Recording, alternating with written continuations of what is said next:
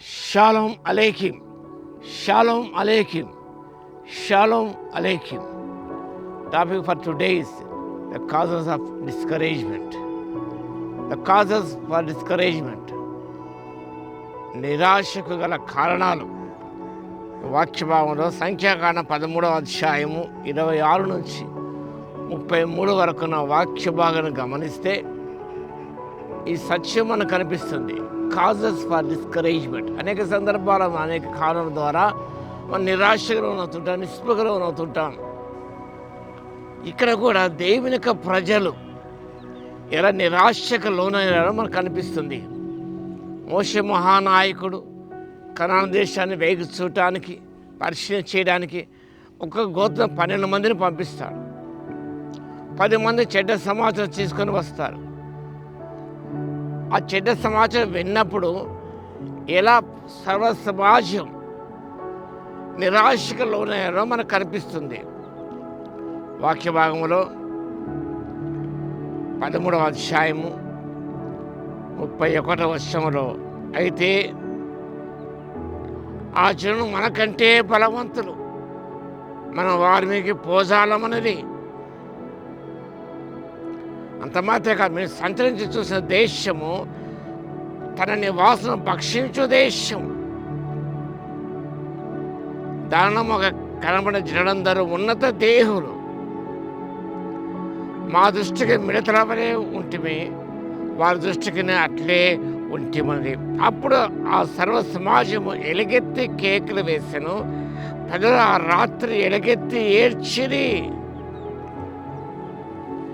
ఈ సమాచారం వినగానే వారు భయపడ్డారు, ఆందోళన చెందారు, నిరాశలో ఉన్నారు. వారు మనకంటే బలవంతులు, మనం జయించలేం వారిని, ఉన్నత దేహులు వారు, జనులను భక్షించు దేశం అది అన్నప్పుడు సర్వ సమాజము నిరాశలో ఉన్నారు. కాదని the first cause depended on men, not on God. ఎప్పుడు నిరాశ మనకు వస్తుందంటే దేని మీద ఆధారపడకుండా మనుషుల మీద ఆధారపడినప్పుడు నిరాశలో అవుతాం. They depend on men, not on God. That the first cause for discouragement. రెండవది, listening to the many, not the few. అక్కడ 12 మంది ఉన్నారు, 10 మంది మెజారిటీ చెడ్డ సమాజం తెచ్చి దానే నమ్మారు. కానీ యెహోషువ కాలేబులు మంచి సమాచారం ఇచ్చినా వారు నమ్మలేదు. రెండవ కారణం, listening to the many, not the few. మనం కూడా మెజారిటీ వారి ఒపీనియన్ మనం తీసుకుంటాం. అనేక సందర్భాల్లో ఒక మంచి విషయం ఒకరు చెప్పినా ఇద్దరు చెప్పినా మనం వినం. ఎక్కువ మంది ఏం చెప్తారు అటువైపు మొగ్గు చూపుతాం. That's the second reason. Third reason is eating the bad news, not the good news.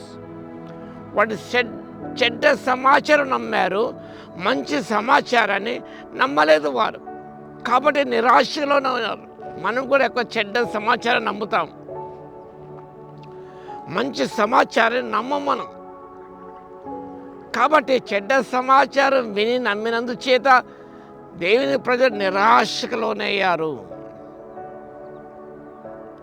Bad news always seems to outline the good news. ఎప్పుడుగా మంచి విషయాన్ని చెడ్డ సమాజం త్రొక్కివేస్తుంది. Responding with fear, not with courage. ధైర్యంతో వారు ప్రతిస్పందించాలి, కానీ వారు భయంతో ప్రతిస్పందించారు. అదొక కారణం. Responding with fear, not with courage. That is the cause, one of the causes of discouragement. ఐదవ విషయం గమనించినప్పుడు, walking by sight, not by faith. వెలుచువారు నడుస్తున్నారు కానీ విశ్వాసం నడుచుకుండా లేదు. ఈ యొక్క 5 కారణాలు వారు నిరాశకు లోను చేస్తాయి. మన జీవితాల్లో కూడా నిరాశకు లోను చేసే సంఘటనలు ఎన్నో చోటు చేసుకుంటాయి.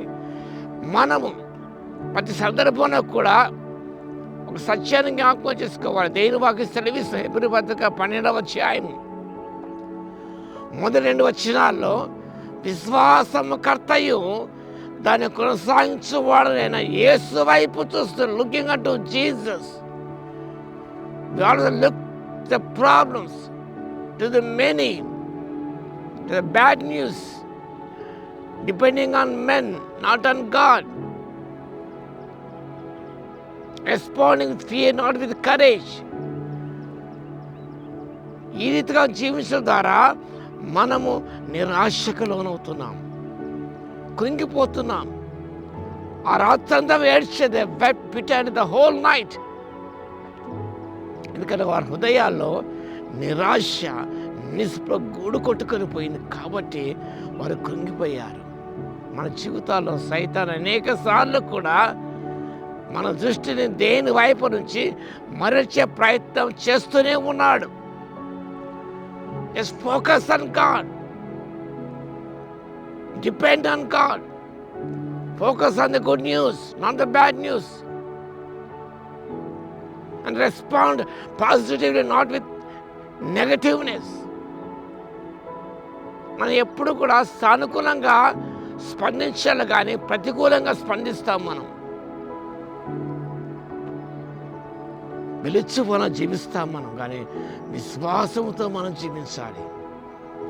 ఇలాంటి సందర్భాలు ఎదురవుతున్నప్పుడు మనం ధైర్యంగా ఉంటూ మనం let us face the situation not with fear but with boldness. ధైర్యంతో ఎదుర్కొందాం మనం. ఎలాంటిదైనా సరే భయంతో కాదు, ధైర్యంతో ఎదుర్కొని అడుగువైపు చూస్తూ బలం పొంది శక్తి పొందుకొని ప్రతి సమస్య జయించి నిరాశను బయటపడి నిరీక్షణతో ముందుకు సాగిపోవడానికి పరిశుద్ధాత్మ దేవుని శక్తిని దయచేయును గాక. ఆమేన్. ప్రార్థన చేద్దాం. స్తుతికి పాత్ర మహోన్నతుడ మీ స్తోత్రాలు తండ్రి. నిరాశకు లోనవుతున్న ప్రభువా, ఆనాడు మీ ప్రజలు మా తండ్రి నిరాశలోనే అయ్యారు. కానాన్ని చూసాం తండ్రి. ఇలాంటి సందర్భంలో ప్రభు నిరాశలోను కాకుండా తండ్రి, భయం ఆందోళన గురి కాకుండా నాయన, చెడ్డ సమాచారం నమ్మకుండా తండ్రి, వెలుచువల కాకనైనా విశ్వాసం నడుచుకోవడానికి మనుషులు ఆధారపడకుండా మీ మీద ఆధారపడి తండ్రి, మీ వైపు చూస్తూనైనా నిరాశను బయటపడి తండ్రి నిరీక్షణతో పని చేయుటకు శక్తిని ఇవ్వగలందుకు మీకే స్తుతి స్తోత్రాలు. వాక్యం ప్రతిభను దర్శించినైనా మీ ఆత్మీయ కార్యాలు వారు జరిగించి ఎవరు నిరాశలోనైనారో తండ్రి వారు ధైర్యపరిచి లేవనెత్తి గమ్యం చేరుకోవడానికి శక్తిని ఇవ్వగలందుకు మీ స్తోత్రాలు చెల్లిస్తూ యేసయ్య నామములో ప్రార్థించి వేడుకొచ్చున్నాము తండ్రి. ఆమేన్. మన తండ్రి అయిన దేవుని యొక్క ప్రేమయు మన ప్రభువును రక్షకుడైన యేసుక్రీస్తు యొక్క కృపయు పరిశుద్ధాత్మని యొక్క అన్యోన్య సహవాసం మనందరికీ సదాకాలము తోడై ఉండును గాక. ఆమేన్.